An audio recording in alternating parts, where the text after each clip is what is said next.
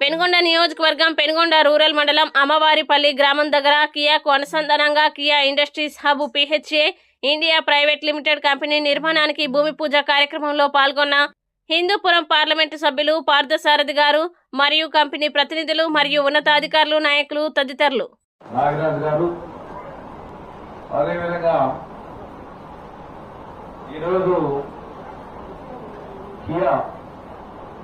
పరిశ్రమకి అనుబంధంగా ఏర్పాటు కాబోతున్నటువంటి పిహెచ్ఏకి సంబంధించినటువంటి కొరియాకు సంబంధించినటువంటి కిమ్ సోదరులు, అదేవిధంగా సర్పంచ్ నాగమూర్తి గారు, అదేవిధంగా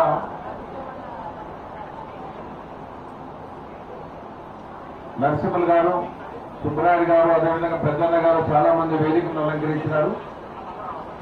అదేవిధంగా ఇక్కడ పిచ్చేసినటువంటి సోదరి సోదరిమణులు, విద్యార్థులు, అదేవిధంగా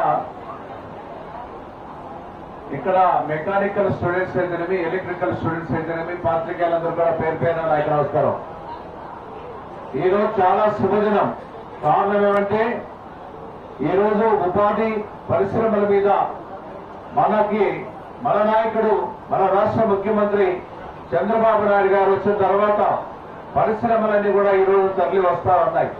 ఈ రోజు దాదాపుగా 175 నియోజకవర్గాల్లో ఎంఎస్సీఎంఈ పార్క్స్ కూడా ఏర్పాటు చేసి తద్వారా అన్ఎంప్లాయ్మెంట్ దాన్ని తీసుకురావాలా, అదేవిధంగా ఉద్యోగావకాశాలు కల్పించాలనేటువంటి లక్ష్యంతో ఈ రోజు మన రాష్ట్ర ముఖ్యమంత్రి గారు అడుగులు వేస్తున్నటువంటి సందర్భం మనం చూస్తా ఉన్నాం. ఈ దాదాపుగా 16 నెలల కాలంలోనే దాదాపు లక్షలాది రూపాయలు కూడా ఈరోజు పరిశ్రమలు ఈ రాష్ట్రానికి తరలి వస్తున్నాయి. దానికి కారకులు మన నాయకుడు చంద్రబాబు నాయుడు గారు అయితేనేమి, మన యువ నాయకుడు లోకేష్ బాబు గారి నాయకత్వంలో ఈ రాష్ట్రానికి పరిశ్రమలన్నీ తరలి వస్తా ఉన్నాయి.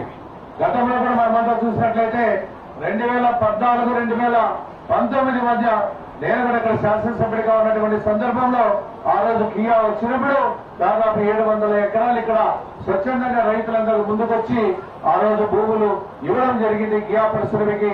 తద్వారా అనతి కాలంలోనే ఈ రోజు కియా పరిశ్రమ దాదాపుగా సుమారుగా కార్లన్నీ ప్రపంచవ్యాప్తంగా కూడా ఇక్కడ నుండి ఎక్స్పోర్ట్ కూడా కావడం జరుగుతా ఉంది. మన ప్రాంతం అంతా కూడా ఈ రోజు అభివృద్ధి చెందుతా ఉంది. మనమంతా చూసాం.